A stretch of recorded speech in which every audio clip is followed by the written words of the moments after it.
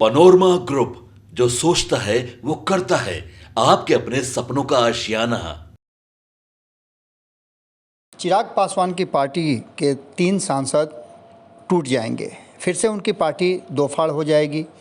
उनकी पार्टी किसके साथ विलय करेगी, उनके पार्टी के सांसद किसके संपर्क में हैं, उनकी पार्टी के साथ क्या होगा, ये सारी विषय पर चर्चा पिछले एक सप्ताह से लगातार चल रहा था। और इस चर्चा के पीछे था कि आखिर पशुपति कुमार पारस को इतना तरजीह क्यों दी जा रही थी।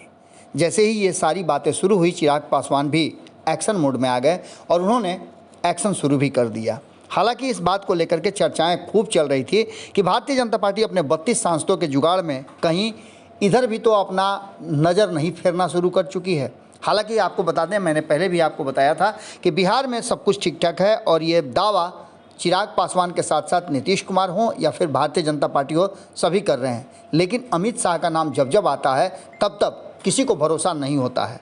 अमित शाह ही इस पूरे घटनाक्रम के सूत्रधार थे, ऐसी बातें भी कही जा रही है। कहा यह जा रहा है कि अमित शाह से जैसे ही पशुपति कुमार पारस की मुलाकात हुई, वैसे ही इन खबरों पर संशय की स्थिति बननी शुरू हो गई थी।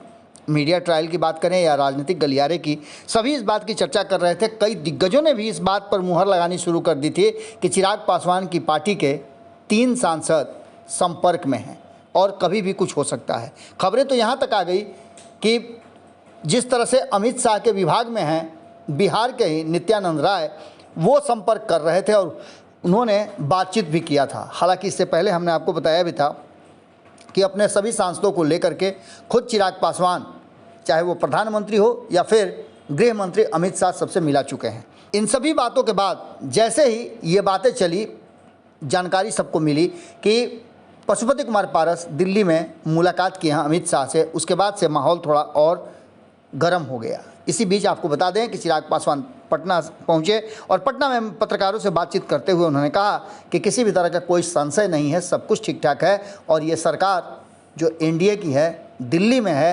प्रधानमंत्री नरेंद्र मोदी के अगुवाई में चल रही है, ये 5 साल कंप्लीट करेगी और सभी साथी एकजुट रहेंगे और नहीं तो हमारे और नए साथी बढ़ेंगे भी।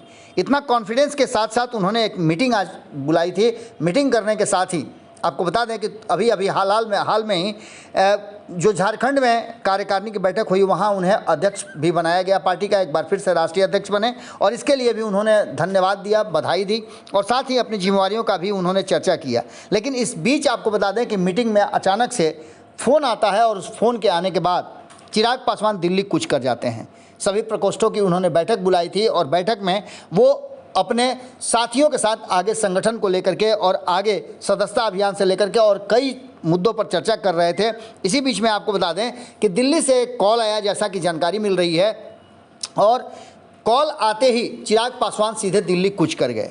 दिल्ली से जो तस्वीरें हमारे सामने आई हैं, अभी तुरंत चिराग पासवान ने खुद ही इन तस्वीरों को साझा किया है अपने सोशल हैंडल एक्स पर।